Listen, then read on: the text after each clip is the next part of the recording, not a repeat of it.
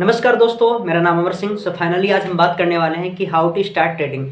Beginner से trading को कैसे स्टार्ट करेंगे, उसके लिए क्या क्या बेस होते हैं, क्या फंडामेंटल होते हैं, उसके बारे में हम बात करेंगे। फाइनली आपको वीडियो को ध्यान से देखना है और मेडिटेशन के साथ में देखना है, नोटबुक लेकर के देखना है, ताकि आपको वीडियो क्लियर समझ में आए। जो पॉइंट आपको इंपॉर्टेंस लगे, ठीक है, अच्छा लगे, तो उसको आप नोट भी करेंगे, ताकि आप ट्रेडिंग लाइफ में उसको आप उतार सको, इंप्लीमेंट कर सको, ताकि आपकी ट्रेडिंग लाइफ बेहतर सके। फाइनली मैं 4 रूल्स आपको बताने जा रहा हूँ कि एक नियम के बारे में बात करेंगे कि ट्रेडिंग में क्या क्या नियम इंपॉर्टेंस होते हैं, जिससे हमारी ट्रेडिंग लाइफ बेहतर हो सके, ठीक है, हम अच्छे से परफॉर्म कर सके अपनी ट्रेडिंग लाइफ में।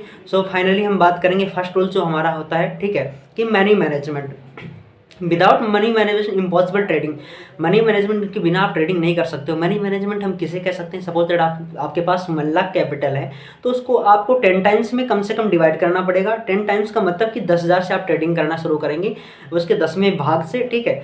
और सपोज बहुत से लोग क्या करते हैं कि जैसे 1 लाख रुपए उनके पास पैसा है, तो 1 लाख से ही ट्रेडिंग स्टार्ट कर देते हैं और उनको बहुत ज़्यादा मात्रा में क्वांटिटी उठाते हैं और रिस्क को मैनेज नहीं कर पाते हैं, जिससे उनकी साइकोलॉजी डिस्ट्रॉय होती है और वो कहीं ना कहीं लॉस में चले जाते हैं, ठीक है, और उभरने का नाम नहीं लेते हैं। इसलिए आप पैसे को ना बर्बाद करें। एज ए बिगनर्स अगर आपको बेस में अगर ये चीज़ें आप नहीं कर रहे हैं तो कुछ नहीं कर रहे हैं। फर्स्ट चीज़ मनी मैनेजमेंट आपको करना है। सेकेंड रूल्स मेरा क्या कहता है कि आपको रिस्क मैनेजमेंट करना ही पड़ेगा, ठीक है। विदाउट रिस्क मैनेजमेंट आप ट्रेडिंग में आप सफलता हासिल नहीं कर सकते हैं। रिस्क मैनेजमेंट में हम कैसे कर सके कि रिस्क मैनेजमेंट में आपको फिक्स करना पड़ेगा ट्रेडिंग को स्टार्ट करने से पहले, सेटअप में बैठने से पहले, ठीक है, आपको पोजीशन पंच करने से पहले, आपको उस ट्रेड को लेने से पहले आपको अपने अंदर से पूछना पड़ेगा, अपने आप से पूछना पड़ेगा कि मैं इस ट्रेड में कितना रिस्क ले सकता हूँ, ठीक है। आपको रिस्क मैनेजमेंट के साथ में रिस्क को निर्धारित करना पड़ेगा, रिस्क को फिक्स करना पड़ेगा, तभी आप आगे ट्रेडिंग करना संभावित हो सकेगा आपके लिए, ठीक है। तो फाइनली जैसे कि आप 10,000 से ट्रेडिंग करते हैं, तो आपको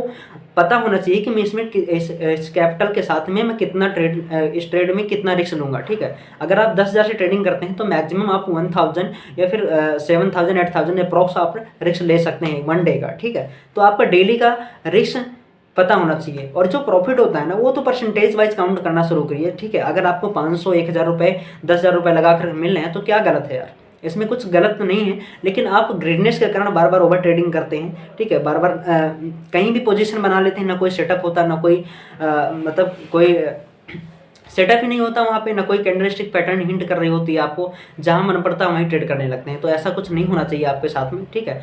और जो फोर्थ चीज़ होती है कि आपका माइंडसेट के लिए देखो, मैं कई बार अपने वीडियो में बोल चुका हूँ कि आज जो 3Q फार्मूला मैंने बताया था, ठीक है, पहले आपका इंटेलिजेंट क्वोशेंट IQ लेवल, आपका तार्किक क्षमता आपकी बहुत अच्छी होना चाहिए, ठीक है। और सेकंड चीज़ होना चाहिए कि आप इमोशनल क्वोशेंट, आपके अंदर इमोशनली कंट्रोल होना चाहिए। कभी लॉस होता है, कभी प्रॉफिट होता है मार्केट के अंदर। देखो, लॉस प्रॉफिट तो ये पार्ट ऑफ गेम है, पार्ट ऑफ ट्रेडिंग है, ये तो होते रहेंगे। लेकिन बहुत सारे लोग बिगनर्स क्या करते हैं कि उनको बड़ा लॉस हो गया तो अपने आप को, अपनी साइकोलॉजी को डिस्ट्रॉय कर लेते हैं, क्योंकि वो रूल्स में काम कर नहीं रहे होते हैं, ठीक है। तो आपको आपका EQ लेवल, आपका IQ लेवल, तार्किक क्षमता, आपकी सोचने समझने की क्षमता, डायरेक्ट डिसीजन लेना, क्विक डिसीजन लेना, ये सारी चीज़ें आपको आना चाहिए। और ये चीज़ें कब आएंगी? जब आप मेडिटेशन पर ध्यान दोगे, ठीक है, स्पिरिचुअल क्वोशेंट पर ध्यान दोगे, आत्मिक शक्ति पर थोड़ा सा ध्यान दोगे। जब आप मेडिटेशन करोगे, योगा करोगे, तब आपका माइंड कंसंट्रेट रहेगा, तभी आप आगे अच्छा परफॉर्म कर पाओगे। क्योंकि माइंड सेट का और साइकोलॉजी का, दिमाग का ही गेम है, इसमें सारा स्मार्ट वर्क है, ना कि हार्ड वर्क आप कैसे बॉडी से कर सकते हैं, लेकिन आपका यहाँ दिमाग काम करना है। तो इसलिए आपको दिमाग को आपको बहुत अच्छे से रेडी रखना पड़ेगा, फ्रेश रखना पड़ेगा, ठीक है। तो ये सारी चीज़ें आपको इंपॉर्टेंस है, ये आपको फॉलो करना पड़ेगा, ठीक है। जो फोर्थ चीज़ होती है, उसमें फोर्थ चीज़ में आप ले लो कि साइकोलॉजी देखो आपकी तभी बनेगी, एक गुड साइकोलॉजी तभी बिल्ड होती है जब आप इन 3 रूल्स को आप फॉलो करते हैं। Money management, risk management, mindset के साथ में, आप अच्छे माइंडसेट के साथ में, ठीक है, अगर आप ट्रेडिंग करते हैं तो आप अपने रूल्स और डिसिप्लिन के साथ में जब ट्रेडिंग करेंगे ना, तब आपकी साइकोलॉजी अच्छी बिल्ड होगी। सपोज दैट आपका रूल्स कहता है कि मुझे 1 ट्रेड करना है, मुझे 2 ट्रेड करना है मैक्सिमम, आप तीसरी ट्रेड कर देते हैं, वहाँ आपका 1,000 2,000 रुपये लॉस होता है, जो कि आपकी कैपेसिटी से ज़्यादा होता है, ठीक है। तो वहाँ आपकी साइकोलॉजी डिस्ट्रॉय हो जाती है, आप वहाँ पे डिसीजन नहीं ले पाते हैं कि मैं क्या करूँ, निकलूँ या ना निकलूँ, या फिर कवर होने का वेट करूँ, या फिर और ज़्यादा लॉस हो जाएगा। तो ये आप, दैट इज ह्यूमन साइकोलॉजी। एक लिमिट के बाद, एक औकात के बाद, एक स्टेटस के बाद, आपको अगर एक अपनी कैपेसिटी के बाद अगर लॉस जाता है ना, तो आप वहाँ डिसीजन लेने में मजबूर हो जाते हैं, आप डिसीजन सही डिसीजन आप वहाँ नहीं ले पाते हैं। फाइनली इस वीडियो का इंपॉर्टेंस मेरा यही था, ठीक है, कि आपके अंदर अवेयरनेस डालना ठीक है। नॉलेज तो सबको होता है, लेकिन अवेयरनेस बहुत इंपॉर्टेंट है ट्रेडिंग के अंदर। तो आपको आपके अंदर ट्रेडिंग अगर बिजनेस आप स्टार्ट कर रहे हैं एज ए बिगिनर्स, तो आपको इस वीडियो आपके लिए बहुत इंपॉर्टेंट होने वाली है। आपका अवेयरनेस बहुत अच्छा काम करने वाला है, इसको नोट करें और अपने ट्रेडिंग लाइफ में इम्प्लीमेंट करें, ठीक है।